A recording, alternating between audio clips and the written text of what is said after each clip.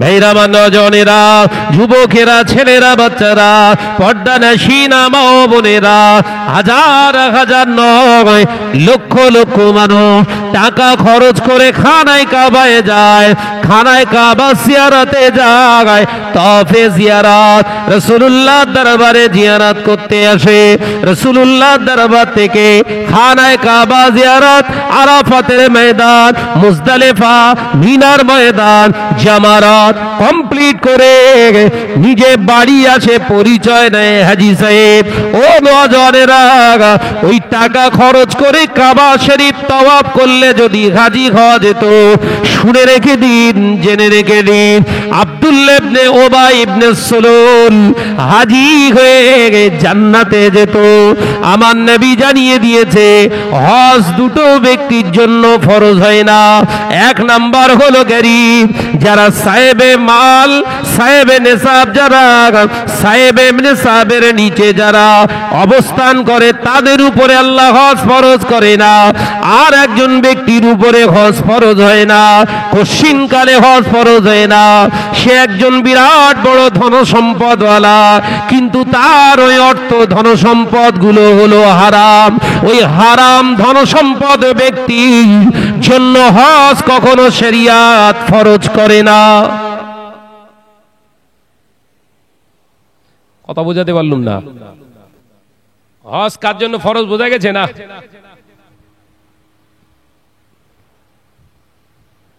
বিশাল টাকা পয়সার মালিক, কিন্তু হালাল না, ওর জন্য হজ ফরজ না, যাকাত ফরজ না। এই কথা বুঝতে পারছেন তো নাকি? এবছর রমজান মাসে আপনাদের নেক দোয়ায় 20 দিন কাটিয়ে এসেছি আমি আল্লাহর খানায় কাবায়। 1,43,00,000 মানুষ এবার উমরা করেছে রমজান মাসে। কত লোক? 1,43,00,000 মানুষ উমরা করেছে। এই এত টাকা খরচ খরচা করে যে মক্কায় গিয়ে কি করছে জানেন? পেছনে কাবা শরীফ রেখে সামনে থেকে সেলফি তুলছে। কথা বুঝে না তো? হ্যাঁ, ও হচ্ছে সেলফি। হাজি নাম কি? সেলফি হাজি। ক্যাচ ক্যাচ করে ফটো তুলছে একদম। কেউ বউকে নিয়ে গেছে, বউকে বলছে দাঁড়াও এখানে ফটো তুলে নেই।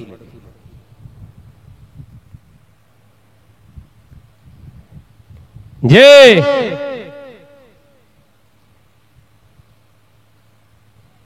রাসূলুল্লাহর দরবারে যেতে গেলে, আল্লাহ রাসূলের দরবারে সালাম দিতে যেতে গেলে একটি দরওয়াজা আছে, 1 নম্বর গেট। গেটটার নাম হচ্ছে বাবু সালাম। কি গেট নাম বললাম? বাবু সালাম। ওই বাবু সালামের দরওয়াজা দিয়ে আপনাকে ঢুকতে হবে নম্রতার সঙ্গে, খুব সাবধানতা, বেয়াদবি করা যাবে না। একটু একটু এক পা করে দু পা করে এগিয়ে যান, নবীর উপরে দরুদ শরীফ তেলাওয়াত করতে করতে যান। ঠিক রাসূলুল্লাহর মাজার মুকাদ্দাসের সামনে যখন চলে আসবেন, সঙ্গে সঙ্গে শুরু করে দেবেন।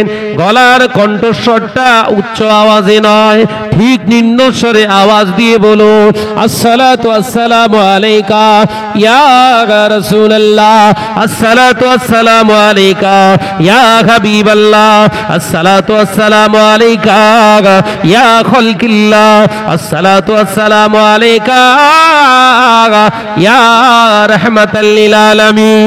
এ নওজওয়ানেরা, যুবকেরা, অবাক হয়ে যাচ্ছি। রাসূলুল্লাহ দরবারে যে হাজিরা লক্ষ লক্ষ টাকা খরচ করে আমার নবীর সামনে ওই রকম ক্যামেরা বার করে ফটো তুলতে ব্যস্ত। বাবাজি একবার দয়া করে বলুন, লক্ষ টাকা খরচ করে ওমরায় গিয়ে ও প্রকৃত নেকি কামিয়েছে না গোমরা হয়ে গিয়েছে?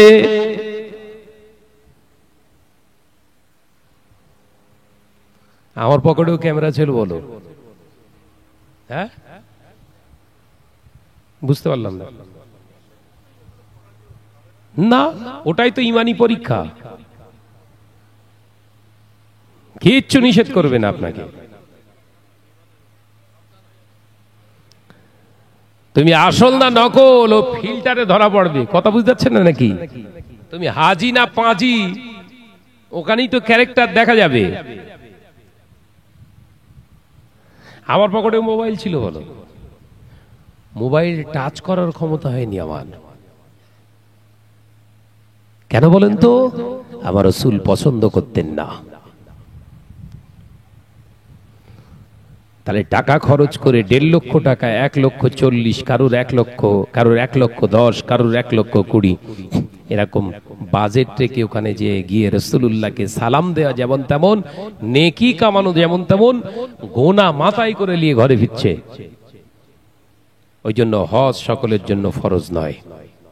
আল্লাহ পাক কোরআন পাকের ভিতরে জানিয়ে দিয়েছে, ইয়া আইয়ুহাল্লাযীনা আমানু দুখুলু ফিস-সিলমি কাফা ওয়া লা তাত্তাবিউ খুতুওয়াতিশ শাইতান ইন্নাহু লাকুম আদুউম মুবিন। এ দীপামুল্লাহ পাড়া নজরেরা, মুরব্বিয়ান ঘরেরা, আমার আল্লাহ কোরআনে জানিয়ে দেন, তোমরা যারা ঈমান এনেছো, ঈমানদার বলে নিজেদের পরিচয় যারা দাও, আমি আল্লাহ তোমাদেরকে জানিয়ে দিলাম, উদুখুলু, তোমরা দাখিল হয়ে যাও, সিলমে কাফা, ইসলামের ভিতরে পরিপূর্ণ রূপে তোমরা প্রবেশ করো, ওয়ালা তাত্তাবিউ খুতুওয়াতিশ শাইতান, খবরদার তোমরা অনুকরণ ইত্তেবা করবে না বিতাড়িত শয়তান, ক্ষতিগ্রস্ত শয়তানের রাস্তা। আমি আল্লাহ জানিয়ে দিলাম তুমি কামিয়াবি হতে পারবে না। এ নওজওয়ানেরা, তাহলে ঈমান আনার পরে আমাদের কর্তব্য ছিল ইসলামের ভিতরে পরিপূর্ণ রূপে ঢোকা। ইসলামের ভিতরে পরিপূর্ণ যদি আমরা ঢুকে যেতাম, এই মাহফিলটা আমাদের কাছে সংসার করা থেকে বড় হয়ে যেত।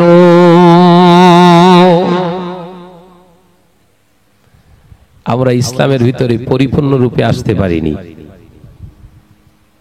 এত টাকা খরচ খরচা করে হুজুর কেবলাদের দাওয়াত করা হয়েছে, আলেম, দাওয়াতি আলেম এসেছে, কোরআন হাদিসের কথা বলবে, শরিয়াতের কথা বলবে। ওরে বাপ রে বাপ, আজকে শোবো না, জীবনে আল্লাহ তৌফিক দিলে অন্য দিনে শোবো, কবরে যে শোবো। আজকে একটু বসে শুনে নেই, জীবনটা তৈরি করব, গঠন করব, একটু যে মজলিসে বসি। এই মজলিসে বসা মানে জীবনের অনেকটা গোনা থেকে নিজেকে বাঁচানো, পাশাপাশি নিজের অনেক সাগিরা গুনাহ আল্লাহ মাফ করে দেবে। একবার জোরে বলেন, এটা হচ্ছে কি তাই? আজকে যদি এই দীপা মোল্লাপাড়ার, মল্লিক পাড়ার ছেলেরা এসে, জওয়ান যুবক ছেলেগুলো যদি এখানে বসতো, এরকম প্যান্ডেল দুটো লাগতো। এই কথা বলছেন না কেন? বয়োজ্যেষ্ঠ মুরব্বীদের জন্য আর একটা প্যান্ডেল, এই প্যান্ডেলটাই পূর্ণ হয়নি এখনো।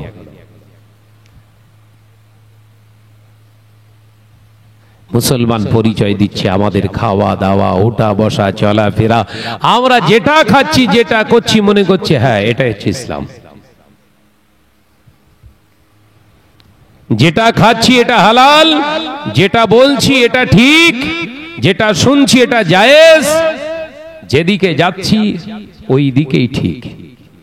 এই যে ধ্যান ধারণা, চেতনা আমাদের ভিতরে তৈরি হয়েছে, এই ইসলাম থেকে আসেনি, ইহুদি নাসারাদের কৃষ্টি কালচার থেকে এসেছে।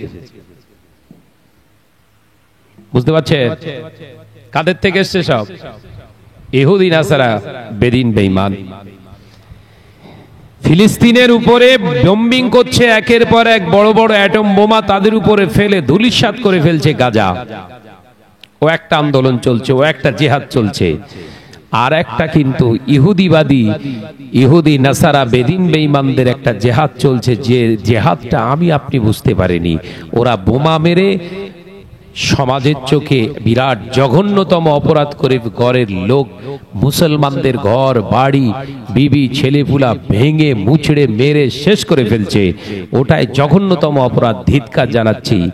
অথচ ওই মুসলমানটাই ইহুদির পকেটটাকে পুঁজিবাদের একটা জায়গায়, ইকোনমিক তাদের টিকিয়ে রাখছে, এইরকম মুসলমান। এই কথা বুঝতে পারছেন না? পৃথিবীর মানচিত্রের যার স্থান ছিল না, সেই ইহুদির বাঁচিয়ে রাখার জন্য আমার হালাল রোজগার করা টাকাটা ওর পকেটে দিচ্ছি আমি। আবার নামাজের ভিতরে দোয়া করছি, আল্লাহ ইহুদিদের ধ্বংস করে দাও। ওই ইহুদিদের ধ্বংস করার আগে তোদের ধ্বংস করবে। কথা বোঝাতে পারলাম না? আল্লাহর কাছে দোয়া চাচ্ছি, আল্লাহ ইহুদিদের ধ্বংস করে দাও। অথচ ইহুদি নাসারা বেদিন বেঈমানদের তৈরি করা জিনিসগুলো আমাদের সব ঘরে ঘরে আমরা সব রেডি করে রেখে দিয়েছি। এর থেকে প্রফিট, এর থেকে তারা লভ্যাংশ নিয়ে অ্যাটম বোমা, বিভিন্ন রকমের মেশিনের জিনিস তৈরি করে মুসলমানদের ডাইরেক্ট অ্যাটাক করার জন্য সুযোগ করে দিচ্ছি আমরা মুসলমান। তাহলে ধ্বংস যদি হতে হয় কারা আগে হবে? ইহুদি। এ কথা বলছে না কেন? আলোচনা খুব সূক্ষ্ম বিষয়, মুখস্থ করার কোনো জায়গা নেই। হিউম্যানিটি আত্মসমীক্ষা করেন। সারা জীবন ওয়াজ নসিহত শুনে যদি একটা নসিহতের জায়গা থেকে একটু অ্যানালাইসিস করতেন, হুজুর কেবলার শেষ ভাষা একটু অ্যানালাইসিস করে যেতেন, তাহলে জীবনটাকে এরকম পশু, হিংস্র জন্তু, জানোয়ারের ন্যায় করে ফেলতেন না। বলেন, সামনেই তো আপনাদের 20 তারিখে বিরাট বড় ঈদ আছে। ঈদের সব প্রস্তুতি চলছে। কথা বলছেন না কেন? হ্যাঁ, বিরাট তুঙ্গে একদম ঈদের প্রস্তুতি চলছে। ঈদের খাওয়া দাওয়া কি হবে? একজনকে মেরে আর একজন দাঁড়াবে, এটা হচ্ছে ঈদ। ভাইরা, নজনেরা, যুবকেরা, ছেলেরা, বাচ্চারা, পর্দার শিনা মা ও বোনেরা, আল্লাহ নবী তো জানে বাদশাহ হাবিবুল্লাহকে, নবী জনাবে মুহাম্মদুর রাসূলুল্লাহকে সাল্লাল্লাহু আলাইহি ওয়াসাল্লাম পাক জবানে জানিয়েছিলেন, ও মাসাবিরা, ও মাসাবারা, কোন মুসলমান যখন মুসলমানের দেহের ভিতরে হারাম খাবারটা প্রবেশ করিয়ে ফেলে, হারাম খানাটা খাওয়ার কারণে ও চিন্তার হালাল দিকে থাকে না, ও চিন্তা, ওর টার্গেটটা সদায় হারামের দিকে থাকে, হালাল দিকে তারা আর ভালো লাগে না। ও নওজনেরা, যুবকেরা, ছেলেরা, বাচ্চারা, খাবারে যদি ভেজাল ঢুকিয়ে ফেলেন, শরীরের ভিতরে যেমন সাইড এফেক্ট আসে, পচা দুর্গন্ধ খাবার খেলে যেমন শরীরের জন্য ক্ষতিকারক, হারাম খেলে আপনার ইবাদতের ক্ষতি করে ফেলেছেন, ঈমানের ক্ষতি করে ফেলেছেন। ওই জায়গা যতদিন না রিপেয়ার করছেন, শতবার কান্নাকাটি করেও নাজাতের জায়গা নাই। খাবারটা ঠিক করেন না ভাইজান, ভালোই খাইতো। সব ভালো কিন্তু ভালো নয়, সব ভালো কিন্তু ভালো নয়। কথা বুঝতে পারছেন না?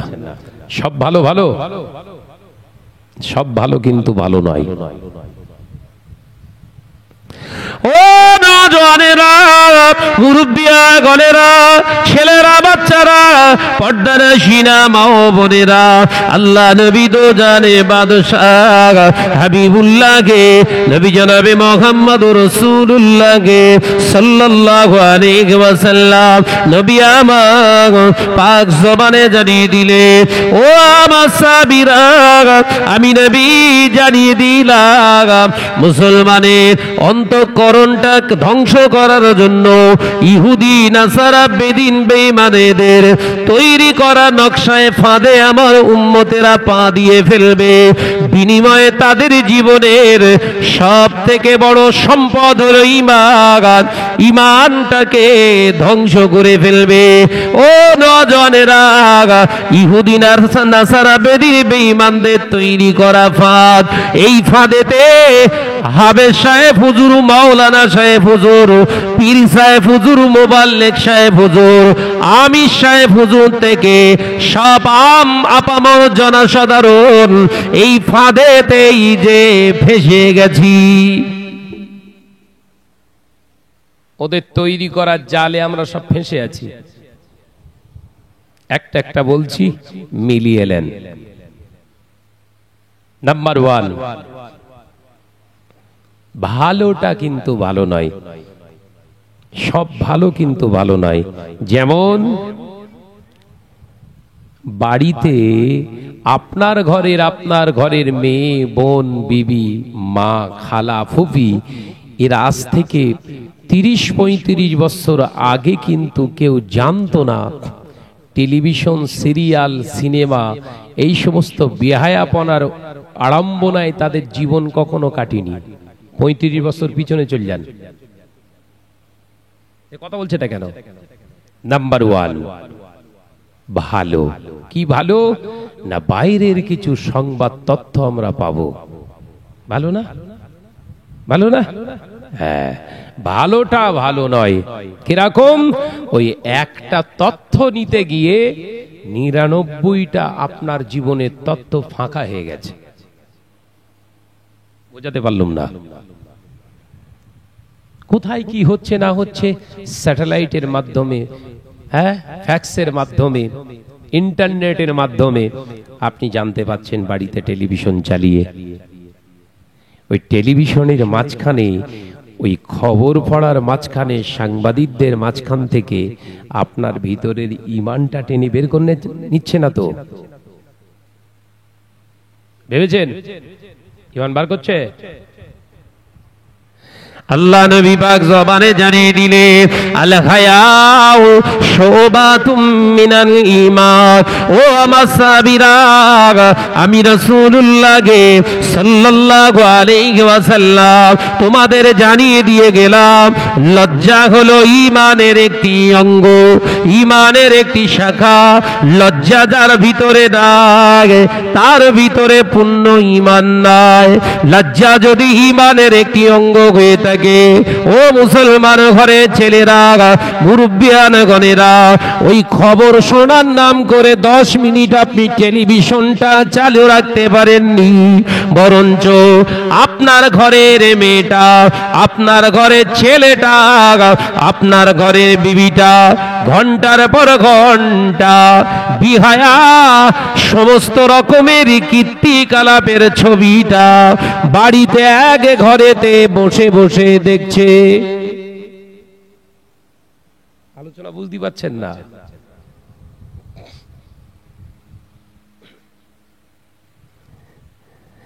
ইহুদিরা বোম মারছে ইসরায়েলে, ইসরায়েল থেকে গাজায় মারছে বোম, ওটা দেখা যাচ্ছে। বাড়ি ঘর ধ্বংস করে ফেলছে। আপনার ঘরের ভিতরে ওদের তৈরি করা যন্ত্রটা লাগিয়ে খবর শোনানোর মাধ্যমে আপনার ভিতরে বোম্বিং করে ঈমান বার করে ফেলেছে। দেখতে পেয়েছেন? কথা বুঝতে পারছেন না? দেখা গেছে, এতদিন দেখতে পাননি।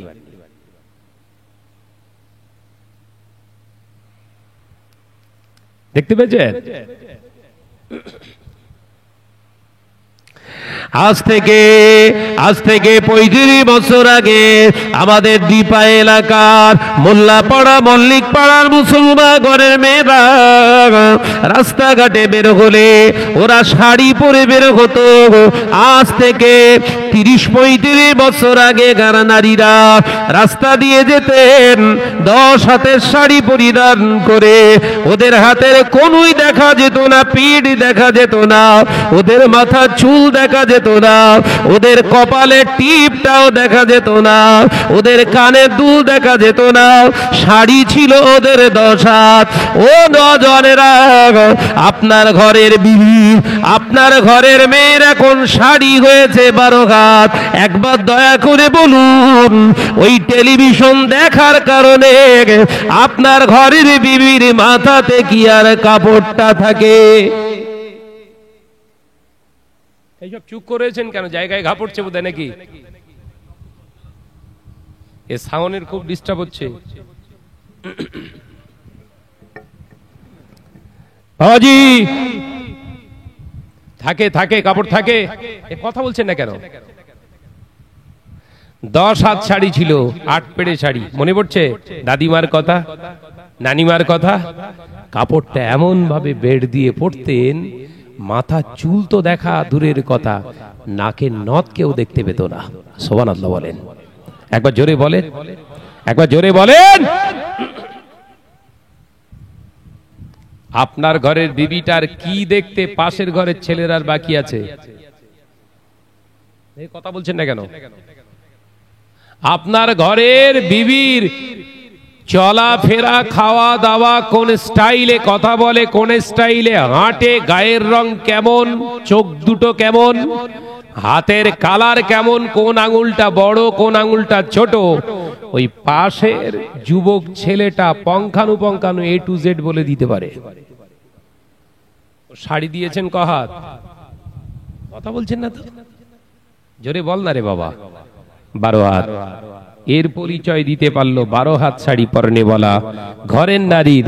আর ওই ঘরের নারীর আজ থেকে 35 বছর আগের দাদির বর্ণনা পাশের ঘরে তো দূরের কথা, ওর নিজের আপন দেওরও দিতে পারতো না। যে বলে বলছি বোধহয়। তাহলে ওখানে বোম্বিং করে ঘর নষ্ট করে ফেললো, আরে এরা আপনার বিনা আওয়াজে ঈমান নষ্ট করে ফেলেছে। প্রতিবাদ করেছেন? তাই মসজিদে বসে সারাদিন যদি দোয়া চান, আল্লাহ গাজার মুসলমানদের হেফাজত করো, আল্লাহ বললেন ওদের হেফাজত করব কিনা সেটা ওরা ফায়সালা টেনে নেবে, তুই বাঁচতে পারবি না, তুই বাঁচতে পারবি না। ওই জন্য আল্লাহ কোরআন পাকে পরিষ্কার ভাবে জানিয়ে দিলেন, ইয়া আইয়ুহাল্লাযীনা আমানু, হে আমার বিশ্বাসী সম্প্রদায় বান্দারা, আমি আল্লাহ তোমাদের জানিয়ে দিলাম, কু আনফুসাকুম, তোমরা নিজেকে নিজেদের জাহান্নামের আগুন থেকে বাঁচাও, ওয়া আহলিকুম নার, আমি আল্লাহ পাক তোমাদের জানিয়ে দিলাম। এরপরে দায়িত্ব হলো তোমার ঘরের মা, তোমার ঘরের বোন, তোমার ঘরের বিবি, তোমার ঘরের ছেলে, তোমার ঘরের মা, তোমার ঘরের আব্বাকে জাহান্নামের আগুন থেকে বাঁচাও।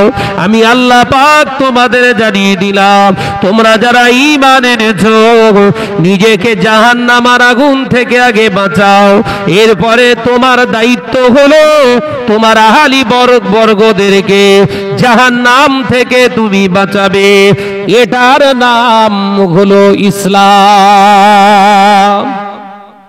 আছে? আপনি তো নিজে ভাড়া দিয়ে মেয়ের ইজ্জত নষ্ট করে ফেলেছেন। কেবিল ভাড়া দিয়ে কথা বলছেন না কেন? আছে আছে আছে, মোটাদার মোটাদার, কালো কালো, হ্যাঁ, 350 টাকা মাসে বেহেশতের টিকিট। বলে শাহনাজ ভাই বিরাট উল্টো পাল্টা বলে। ভাই উল্টো পাল্টা বলছি না, সিধা সাপটা বলছি। কোনটা? হ্যাঁ,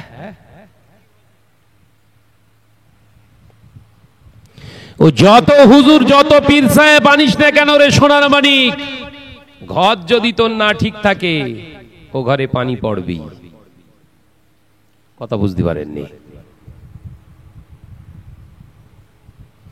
ভাইরা, নজনেরা, যুবকেরা, ছেলেরা, বাচ্চারা, পর্দানশীনা মা ও বোনেরা, ও নজনেরা, মুরব্বিয়ানগণেরা, আমার নবী একটা দুটো নয়, পৃথিবীর জমিনে ইসলামকে প্রতিষ্ঠিত করতে যে, নারীর ইজ্জতকে মর্যাদা দিতে যে, নারীর সম্মানকে সমন্বিত করতে গিয়ে আল্লাহ নবী অসহায় নারীর সহায়ক হতে গিয়ে, অসহায় পৃথিবীর জমিনে নারীর সম্মান দিতে গিয়ে আমার নবী আল্লাহর হুকুমে এক এক করে 11 জন মহিলাকে নারীর মর্যাদা দিলেন।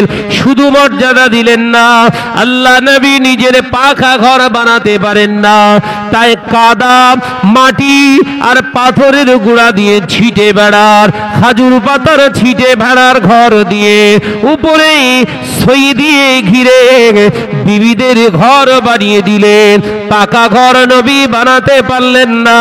নবী আমার গোটা পৃথিবীর পুরুষদেরকে জানিয়ে দিয়ে গেলেন, চেষ্টা যদি তোমরা করো, পাকা ঘরের প্রয়োজন হয় না, সদ ইচ্ছা যদি তোমার ভিতরে থাকে, তোমার ঘরের নারীকে কেবলমাত্র তুমি তোমার জন্য হালাল বানিয়ে রেখেছো।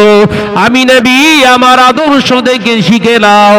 আমার 11 জন বিবির চেহারা রূপের বর্ণনা কিয়ামত পর্যন্ত আমি নবী ছাড়া কেউ দিতে পারে না।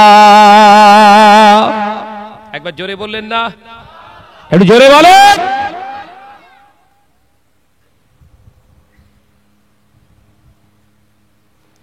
ইসরায়েলের উপরে বোম্বিং হচ্ছে, মুসলমান খুব চেল্লাচিল্লি করছে, মেরে ফেললো রে, মেরে ফেললো রে। তুই তো কবে মরে গেছিস, এই কথা বলছে না কেন?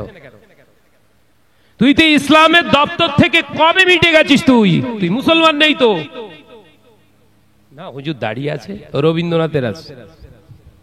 হুজুর আমি টুপি পরি, ও স্বামী বিবেকানন্দ টুপি পরতো। হুজুর পাগড়ি পরি গো, ও আপনার ওই বলেন বলেন স্বামী বিবেকানন্দ ওই পাগড়ি পরতো সবাই সবাই। জুব্বা পরি হুজুর, ওই জুব্বাটাও পরতো রবীন্দ্রনাথ ঠাকুর।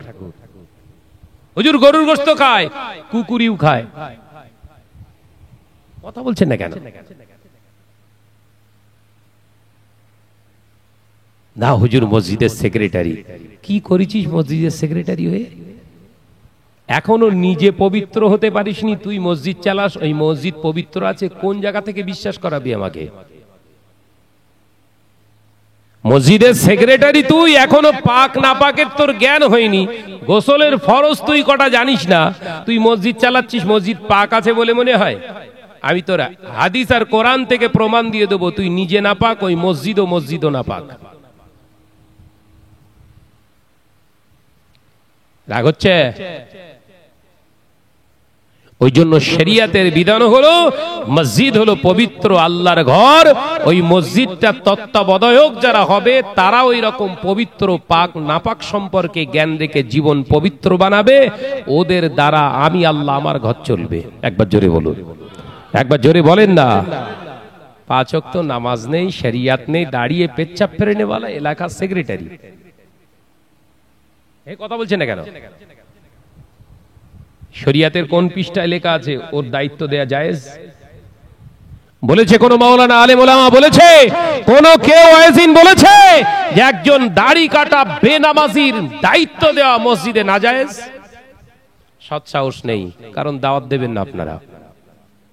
ওর দাওয়াতের জায়গাটা টিকিয়ে রাখার জন্য ও আজ লাইন ঘুরিয়ে দিয়েছে। লম্বা একটা কাহিনী মুখস্থ করে এসে ঝেড়ে দিয়ে বেরিয়ে গেছে। এ কথা বলছেন না কেন? ওই মসজিদটা যদি না আপনার মসজিদ মনে মনে হবে, ওর পবিত্রতার আগে আপনার নিজের দেহের পবিত্রতা আপনি বুঝতে শিখবেন। আপনার নিজে যখন নিজের পবিত্রতা, নিজের এই মর্যাদা সম্পর্কে ওয়াকিবহাল হয়ে যাবেন, ওই আল্লাহর ঘরটা দেখবেন এমনি আল্লাহ পবিত্র আপনার হাত দিয়ে বানিয়ে নেবে। একবার জোরে বলুন, একবার জোরে বলেন, একটু জোরে বলেন।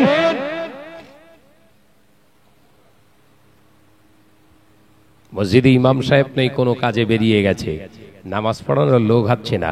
সেক্রেটারি বলছে মুয়াজ্জিন তুই পড়া। মুয়াজ্জিন বলছে আমার কিছু জানা নেই। ওরে জানতে হবে না, ওইভাবে আমরা মেনে নিচ্ছি, তো চালা চালা। মুয়াজ্জিন সাহেব দিয়ে দিল। আল্লাহু আকবার। কি পড়বে কিছু মনে নেই। আরে ওর কিছু জানানি তো মনে আসবে কোত্থেকে? শরিয়াতের বিধান মসজিদ যে চালাবে, মসজিদের প্রেসিডেন্ট মসজিদে আসলে মসজিদের ইমামতির জায়গায় নিজে দাঁড়িয়ে পড়বে। একবার জোরে বলুন, জোরে হচ্ছে না কেন? একটু ঝেড়ে মারেন। ইমামতি করার যোগ্যতা যাদের আছে ওরা মসজিদ চালাবে। আমাদের উত্তর 24 পরগনায় ওয়াজ শুরু করেছি। ওয়াজ নসিহত শেষ করার পরেই একজন বলছে ভাইজান আপনার ওয়াজ তো কাটা যাবে না, আমি একটা মসজিদের সেক্রেটারি। তাও দেখলাম দাড়ি গোপ কিচ্ছু নেই, বয়স প্রায় 50-এর কোটাকুটি। মসজিদের সেক্রেটারি আমি হতে চাই না, মুসল্লিরা জোর করে রেখে দিয়ে যায়। মিথ্যে কথা। মুসল্লিরা তোকে চুজ করবে কেন? না ভাইজান আমি থাকতে চাই না, মুসল্লিরা কেউ দায়িত্ব নিতে।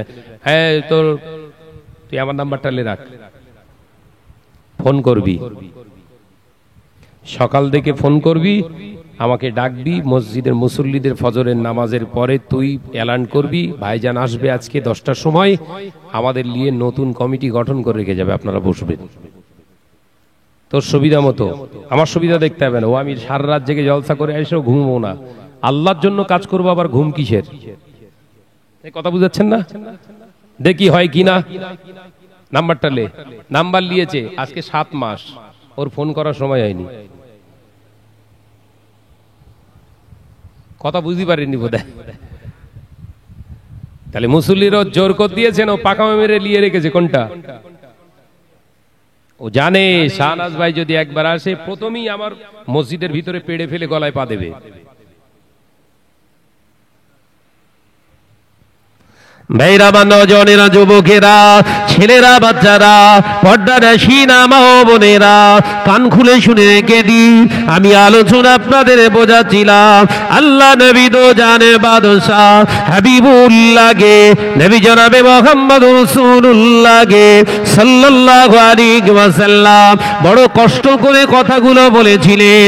ইহুদিদের তৈরি করা জালে আমার উম্মাত জড়িয়ে যাবে, ইহুদিদের তৈরি করা জালে আমার উম্মাত ফেসে যাবে। ও আমার সাহাবীরা, আমি রাসূলুল্লাহকে সাল্লাল্লাহু আলাইহি ওয়াসাল্লাম তোমাদের জানিয়ে দিয়ে গেলাম, শুনে রেখে দাও, জেনে রেখে দাও, আমার উম্মাতের কৃষ্টি কালচার, তাদের চলাফেরা, খাওয়া দাওয়া, ওঠা বসা, তাদের অ্যাটিটিউড আমি রাসূলুল্লাহ থেকে আলাদা হয়ে যাবে। ইহুদি নাসারাদের কৃষ্টি কালচার তারা সআদরে গ্রহণ করবে, সম্মানের সঙ্গে গ্রহণ করে নিয়ে ওই ইহুদিদের নীতি আদর্শ মেনে তো যখন চলবে, আমার আল্লাহ ওই ইহুদি নাসারাদেরকে শাসক বানিয়ে দিয়ে পেটাতে থাকবে। মাস শুরু হয়েছে কেন বোঝা যাচ্ছে না, শুধু বলছে এ খারাপ, ও খারাপ, সে খারাপ। আরে মিয়াজি, তুই নিজে আয়নার সামনে দাঁড়িয়ে মুখ না দেখে ক্যারেক্টার দেখ। প্রথম প্রশ্ন কর আমি কে, আয়নার ভেতর থেকে নয়, বিবেকের ভিতর থেকে উত্তর আসবে মানুষ। আমি একজন ম্যান, কথা বুঝতে পারছেন না? এরপরেই প্রশ্ন করুন, সবাই তো মানুষ, আমি কোন মানুষ?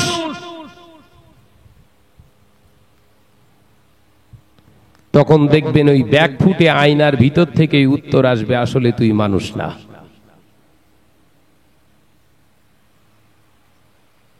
আসলে তুই মানুষ না, কারণ মনুষ্যত্বের উপরে মানুষ প্রতিষ্ঠিত হয় যে জায়গা থেকে, সেটা হচ্ছে মনুষ্যত্বের উপরে মানুষ। একজন মানুষ তাকে বলা হবে যার ভিতরে মনুষ্যত্ব আছে, মানবিকতা আছে। তুই নিজে 350 টাকা কেবিল ভাড়া দিয়ে তোর নিজের বিবির, নিজের বোনের, নিজের মায়ের, নিজের আপনার মেয়ের ইজ্জত নষ্ট করে ফেলেছিস, ঈমান নষ্ট করে। তোর ঈমান কোথায় আছে আগে বল। কথা বলছেন না কেন?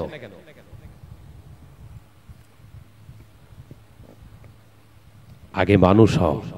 মুসলমান এখন অনেক দূর যেতে হবে, আগে প্রকৃত মানুষ হও।